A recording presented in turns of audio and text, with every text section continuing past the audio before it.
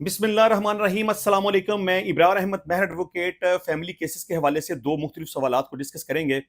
Number one तो ये कि अक्सर औरतें निकाह नामे के अंदर ये शर्त लिखवा देती हैं कि अगर मेरा खामद दूसरी शादी करेगा या मुझे तलाक देगा तो वो मुझे इतनी रकम अदा करेगा। तो इसकी क्या कानूनी हैसियत होगी? देखें, अक्सर औरतें खुद को सिक्योर करने के लिए निकाह नामे के अंदर ये शर्त लिखवा देती हैं कि मेरा खामद अगर मुझे डाइवोर्स करेगा तो उसे इतनी रकम मुझे अदा करनी पड़ेगी, अगर वो दूसरी शादी करेगा तो उसे मुझे इतनी रकम अदा करनी पड़ेगी। इसकी कोई भी कानूनी और शरई हैसियत नहीं है। औरतें तो ये समझती हैं ना कि शायद इस तरह से वो खुद को महफूज बना लेंगी, इस तरह से वो अपने खामद को डरा पाएंगी, इस तरह से वो एक शेल्टर लेना चाहती हैं कि किसी भी तरीके से अपने खामद को बाउंड कर दें ताकि वो उसे तलाक देने की तरफ ना जाए, दूसरी शादी करने की तरफ ना जाए। देखिए, औरत का जो सबसे बुनियादी राइट है वो है हक महर। हक महर दो किस्म के हैं, वो मुअज्जल हक महर लिखवा ले, गैर मुअज्जल हक महर लिखवा ले, ये है औरत की सिक्योरिटी। लेकिन औरत अगर मुअज्जल हक महर या गैर मुअज्जल हक महर नहीं लिखवाती या कम लिखवाती है या माफ कर देती है, वो एक अलग बात है। हक महर ही औरत की असल सिक्योरिटी होती है। लेकिन अगर वो निकाह नामे के अंदर ये शर्त लिखवा दे कि अगर दूसरी शादी की तरफ जाएगा या मुझे तलाक देने की तरफ जाएगा तो मुझे ये 5 लाख, 10 लाख या 20 लाख रुपए हर्जाना अदा करेगा, तो इसकी कोई भी कानूनी और शरई हैसियत नहीं है।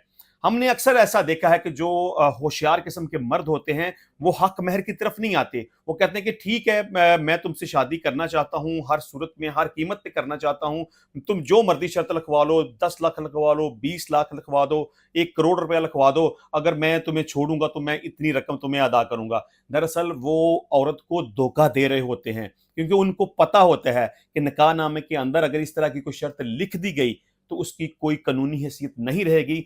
कल को अगर मियाँ और बीवी के दरमियान मामला खराब हो जाते हैं, यानी खामद बीवी को डाइवोर्स कर दे या वो दूसरी शादी कर ले, तो औरत अगर अदालत में जाएगी कि जी इसने तो मेरे साथ ये एग्रीमेंट किया था, निकाह नामे के अंदर ये बात लिखी हुई थी कि मुझे छोड़ेगा या शादी करेगा दूसरी तो ये मुझे इतना हर्जाना अदा करेगा, लिहाजा इसने अपने कॉन्ट्रैक्ट की वायलेशन की है, तो लिहाजा मुझे इससे ये वट एवर जो भी निकाह नामे के अंदर लिखा हुआ है, 10 लाख, 20 लाख, 20 लाख, 1 करोड़ वगैरह, मुझे अपने खामद से दिलाया जाए।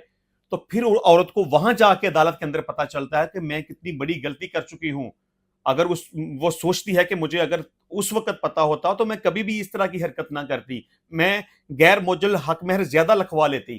तो बहरहाल ये बात याद रखें कि निकाह नामा के अंदर लिखी हुई कोई भी ऐसी शर्त कि खामद अगर दूसरी शादी करेगा तो बीवी को हर्जाना अदा करेगा, या अगर अपनी बीवी को डाइवोर्स करेगा तो वो इतना हर्जाना अदा करेगा, इसकी कोई भी कानूनी और शरई हैसियत नहीं है।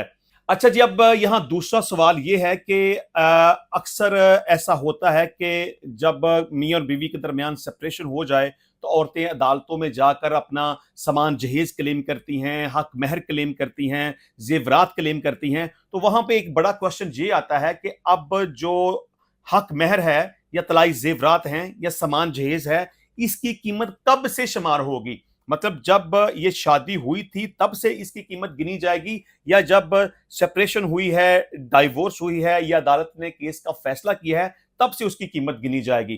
तो एक बात याद रखें कि जब भी किसी औरत की फेवर में कोई फैसला आता है, वो चाहे सामान जहेज की वापसी के हवाले से हो, वो तलाई जेवरात की कीमत के हवाले से हो, या वो हक महर की कोई कोई ऐसी अमाउंट, कोई प्रॉपर्टी हो सकती है या कुछ जेवरात हो सकते हैं, उस हवाले से हो, तो कीमत वो गिनी जाएगी जब केस का फैसला होगा। यानी कि आप फर्ज कर लें कि अगर दो लोगों के दरमियान शादी होती है तकरीबन 10 से 15 साल पहले, तो उस वक्त जेवर की कीमत ऑलमोस्ट कितनी होगी? 12, 14 या 15 हज़ार रुपए। आप फर्ज कर लें कि उस वक्त तलाई जेवरात की कीमत यानी कि 1 तोले की कीमत 15 हज़ार रुपए थी, आज से तकरीबन 15 साल पहले। लेकिन अब अगर मियाँ और बीवी के दरमियान सेपरेशन हो जाती है और वो औरत अदालत में अपने हक महर की वापसी का दावा दायर करती है, तो अदालत 15 साल पहले जो 1 तोला जेवर की कीमत तकरीबन 15 हज़ार रुपए थी, उसकी वापसी का हुक्म नहीं करेगी। आज की मौजूदा कीमत के हवाले से अदालत हुक्म जारी करेगी कि वट एवर 2 लाख, 2.25 लाख या 2.5 लाख रुपया